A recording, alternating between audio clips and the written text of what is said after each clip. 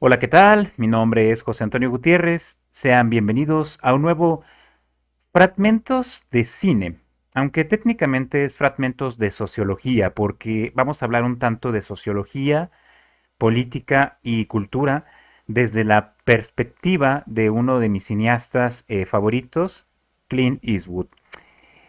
Va a ser un video diferente, propiamente más es un podcast para ser escuchado, no hay mucho que ver honestamente. Y va a ser diferente porque gran parte de él va a ser leído. He hecho un guión de aproximadamente 13 páginas y conforme lo lea y vaya comentando, van a entender el porqué de su naturaleza. Así que como el video promete ser bastante extenso, poco más de una hora, pues entremos en materia.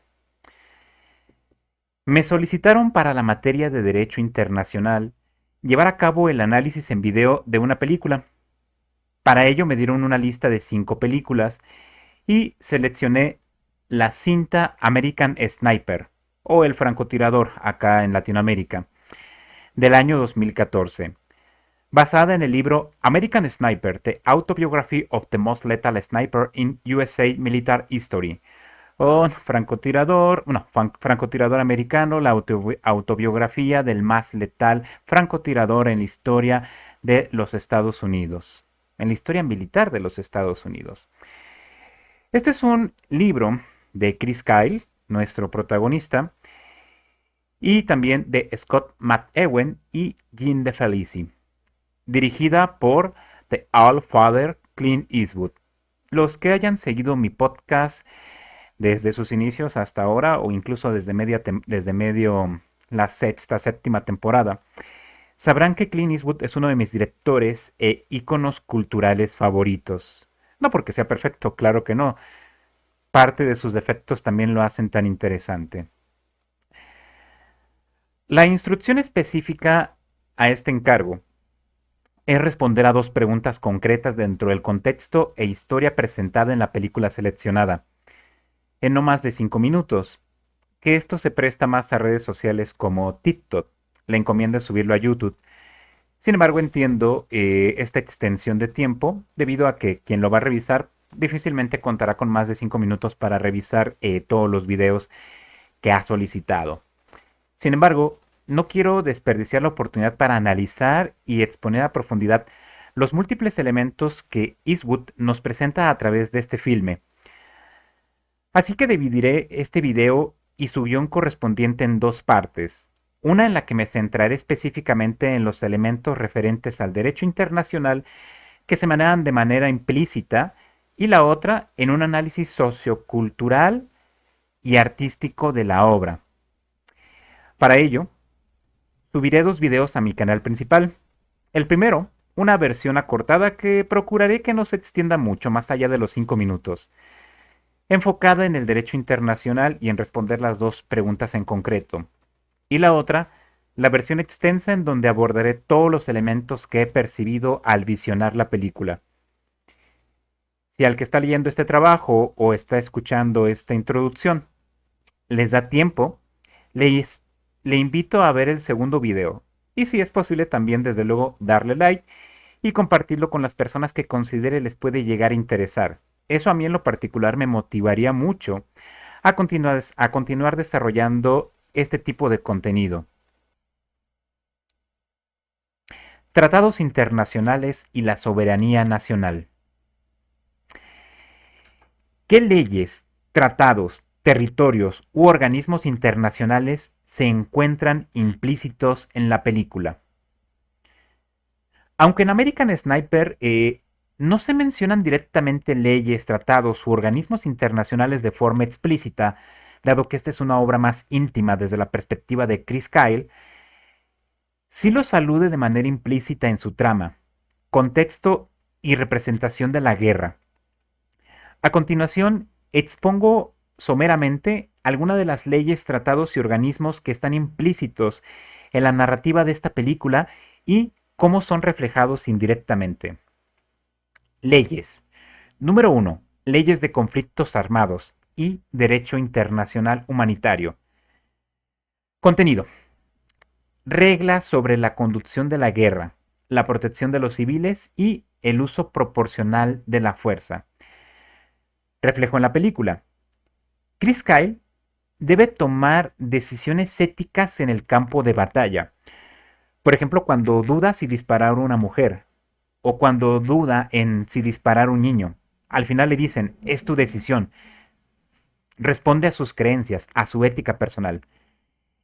El uso de francotiradores y las operaciones urbanas en áreas civiles sugieren la aplicación del principio de distinción, distinción entre el combatiente al civil y la proporcionalidad, el uso justificado de la fuerza. Es legítimo que alguien con una arma de alto calibre, en total ventaja, tanto táctica como armamentística, asesine, porque no hay forma a esa distancia de inmovilizar o detener de una forma no violenta y y siempre letal a un civil. Son ese tipo de cosas que entran, digamos, en cuestión. Tratados internacionales implícitos. Número uno, convenciones de Ginebra y especialmente la cuarta. Aquí hago una referencia, desde luego, bueno, lo tengo en las referencias al final, a los convenios de Ginebra del 12 de agosto de 1949, que pueden encontrar ustedes en el Comité Internacional de la Cruz Roja. También en la descripción les comparto el enlace.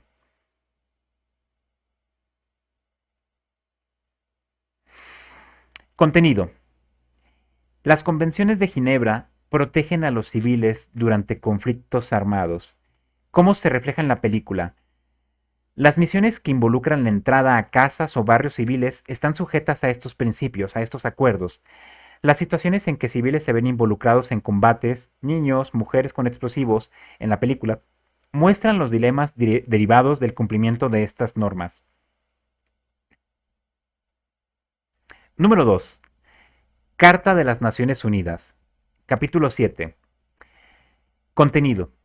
Uso de la fuerza para mantener la paz y la seguridad internacional. ¿Cómo se refleja en la película? El despliegue de armas de parte de los United States en Irak está enmarcado controversialmente en operaciones para garantizar la seguridad tras los ataques del 11 de septiembre. Esto tiene mucha relación con los debates legales sobre la intervención militar y sobre todo con estas intervenciones preventivas. Siguiente. Organismos internacionales implícitos. Número uno. Las Naciones Unidas, la ONU. Nuevamente, aunque no se menciona directamente, la ONU es el organismo rector del derecho internacional humanitario y de la legalidad del uso de la fuerza entre estados. La guerra de Irak fue cuestionada en el Consejo de Seguridad, aunque claro, como Estados Unidos tiene derecho a veto, no se le pudieron aplicar sanciones. Corte Penal Internacional. No se menciona, pero implícitamente está presente en el trasfondo. Muchas acciones militares en conflictos modernos pueden ser analizadas bajo la dirección de la Corte Penal Internacional, en términos ya sea de crímenes de guerra o de lesa humanidad. Número 3. La OTAN. Aunque los Estados Unidos de Norteamérica actuaron fuera de ella en Irak, el entrenamiento, el armamento y las tácticas reflejan la doctrina militar estandarizada que influye en las operaciones de coaliciones internacionales. Recordemos que la OTAN es una alianza, es la alianza, es el Tratado del Atlántico Norte, con el objetivo de proporcionar seguridad a los Estados miembros de amenazas externas. ¿Por qué es importante? ¿Por qué son importantes los acuerdos internacionales, los organismos internacionales en el caso de esta película? La película no busca ser un tratado legal, les digo, es más una visión íntima de su protagonista, más que un análisis geopolítico. Pero nos enfrenta a preguntas fundamentales para el derecho internacional, como por ejemplo, ¿qué es un objetivo legítimo? ¿Hasta dónde debe llegar el deber del soldado? ¿Qué normas protegen a los civiles en zonas de guerra? Y si es legal o no la guerra preventiva. Estas son algunas de los cuestionamientos en el marco del derecho internacional presentes en esta película. Siguiente pregunta. ¿Qué importancia tiene el no atentar contra la soberanía nacional y respetar el derecho internacional. El concepto de soberanía nacional es conflictivo, porque los tiranos y los autócratas suelen invocarlo para justificar las atrocidades notorias o discretas que llevan a cabo en contra de su población, desde represión, masacres, vulneración de sus derechos, fingir elecciones democráticas mientras ciertos poderes son cooptados por el grupo en el poder, etcétera, etcétera. Y vaya que en Latinoamérica, Medio Oriente y África conocemos acerca de este tipo de acciones. Pero por otro lado, el no respetar la soberanía de las naciones y considerarte con el derecho legítimo a invadir a otro país y declarar la guerra de manera unilateral a otro estado bajo el supuesto argumento de defender la soberanía y seguridad de tu país, suele llevarnos, dice suele llevarnos a resultados catastróficos que conducen a la pérdida de cientos de miles o incluso millones de vidas humanas, de hombres jóvenes en su mayoría que son enviados a asesinar a otros seres humanos por una causa injustificada, que muchas veces no comprenden o simplemente no la comparten. Pero para ellos el ingresar al ejército es un recurso que tienen con la esperanza de poder mejorar un poco su calidad de vida y la de su familia. Le pasa a los mexicanos, por ejemplo, que obtienen la nacionalidad estadounidense. O le pasa en otros países a quienes en el ejército pueden encontrar un mejor salario porque hay falta de empleo accesible para un costo de vida ascendente.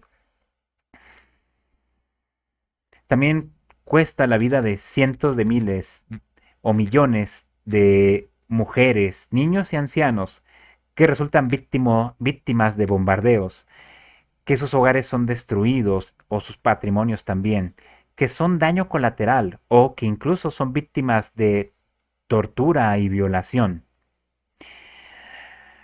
No solo pienso en Irak en este caso, pienso también en Ucrania y cómo Putin, el gran amigo de Donald Trump, justificó su invasión a Ucrania para evitar la expansión de la OTAN en la zona, porque decía que estaba amenazado por la OTAN, para reivindicar el derecho sobre territorios pertenecientes históricamente, según él, a Rusia y para desnazificar la zona, para prevenir el ascenso del nazismo en ciertas zonas de Ucrania que podían atentar contra la seguridad rusa.